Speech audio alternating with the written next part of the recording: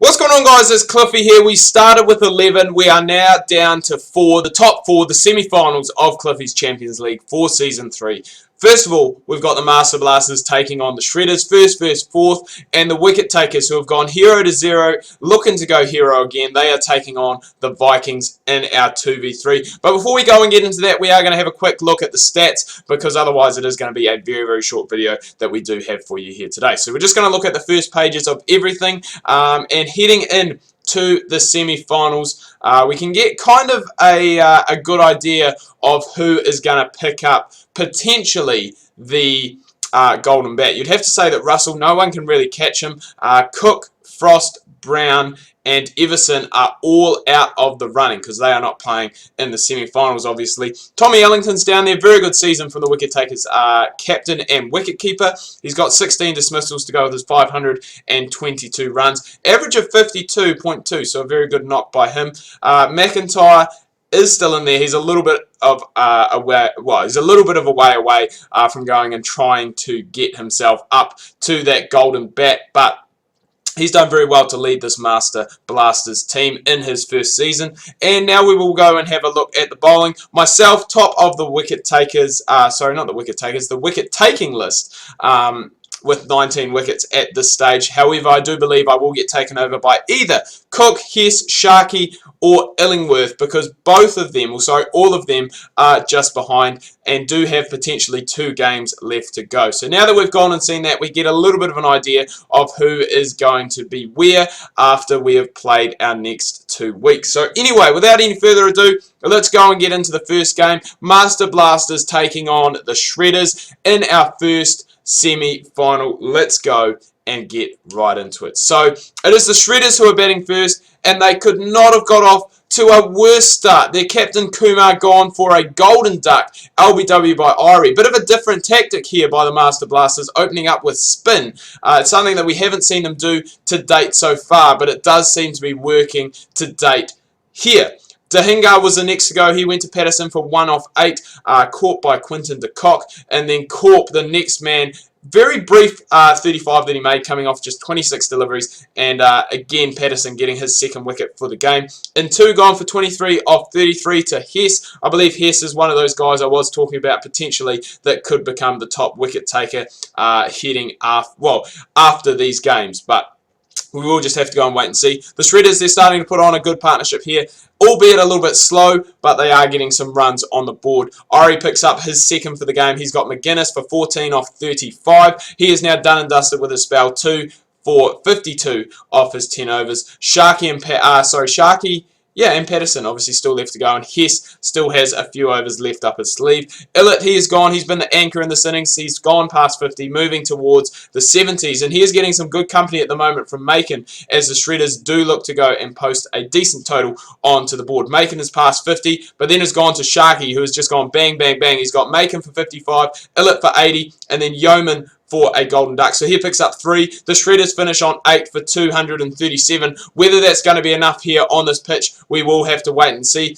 Russell, he hasn't helped himself there in the race to the most runs that has been scored. He's gone for 6 off 7 to bench boy, but now we have the Quinton and Quinton combination that we were warned about at the start of the season, and these two will be looking to go captain and wild card to see their side through to a maiden final in their maiden season in the competition. They're doing exactly that at the moment. McIntyre's gone and passed 50. What a great time for the captain to really stand up and get a good innings on the board. He since has gone for 58 off 53 to Smith. And remember, it is only 237 that is being chased here by the Master Blasters. So time, not really the issue. It is wickets from the Shredders that are going to see them head through into another final. So de Kock made 50, gone shortly after that to his South African teammate Ryan McLaren for 57 off 82.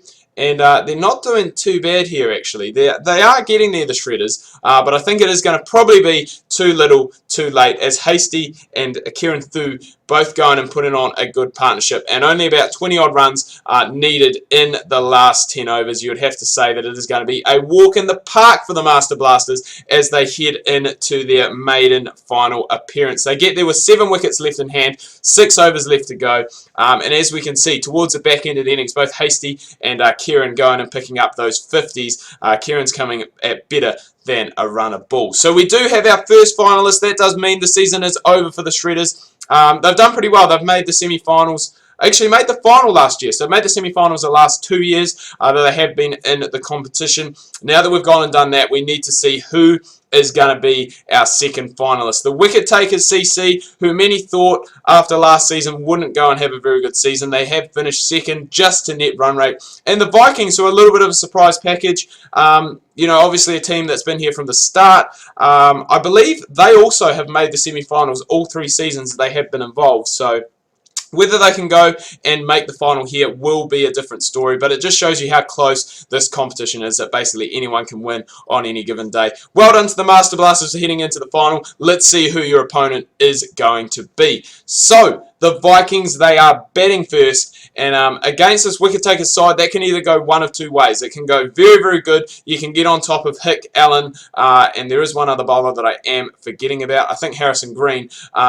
Or you can go and do exactly what they're doing here. They did lose Perkins early for 9 off 8, bowled by Allen, caught by Warner. And then Bath went to Hesselgrave for 35 off a very well-made 24.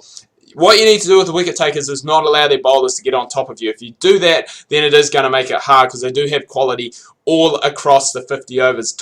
Al Thompson gone for 27 off 43. They're really going to need Roberts, their captain, and Illingworth, who has struggled with the bat as of late, to really stand up today and get some runs on the board, build a partnership up that they can go and get a defendable total on the board. So they're doing just that now, but as I said, you do need to be careful. Harrison Green brought in very late on in the piece, which is something we aren't used to seeing. He got Illingworth first for 22 off 46. And then Romeo coming in very strangely and picking up some wickets. It's not very often that this kid gets a bowl. He's gone and got Roberts first for 43 off 62. Then got Spearman for 17 off 22, and Harrison Green picking up his second for the game, 14 off 19. But the Vikings, they're heading towards a total here. Ramano getting his third of the game, and Allen getting 1 too. We're just trying to keep an eye on the end score that we are going to finish up with. 227 for 9. So, again, not the biggest total in the world, but if the Vikings bowlers can go and get on top of the wicket takers early, and I guess, you know, play it through. If you can get through that top 5 early on in the piece, you are going to be in for a very good chance. But that doesn't seem to be the case at the moment. A good partnership has been started off. It's been broken by Westwell. He got Barnes for 21 off 28, but Warner is moving along nicely towards his 50 at more than a run of ball.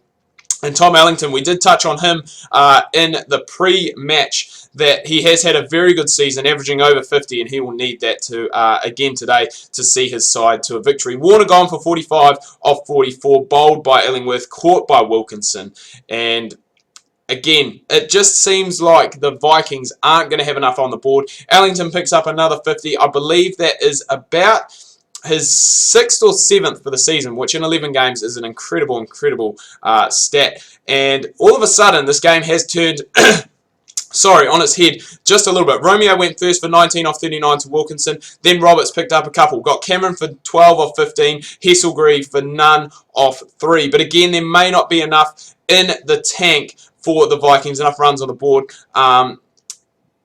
Roberts got his third. He got Cook for 14 off 20, and we just basically ran out of time there. So he got his third. As I said, Cook for 14 off 20. Spearman got caught for 1 off 2, but it wasn't enough. The anchor from Tom Ellington, first 100 of the competition, and what a time to pick it up. Obviously, in the final, 106 off 103. He is our man of the match for the second final. So we have basically 1v2 that is going to be heading our way next week. Master Blasters taking on the Wicket Takers. Unlucky to the Shredders and the Vikings. Very good season from you guys.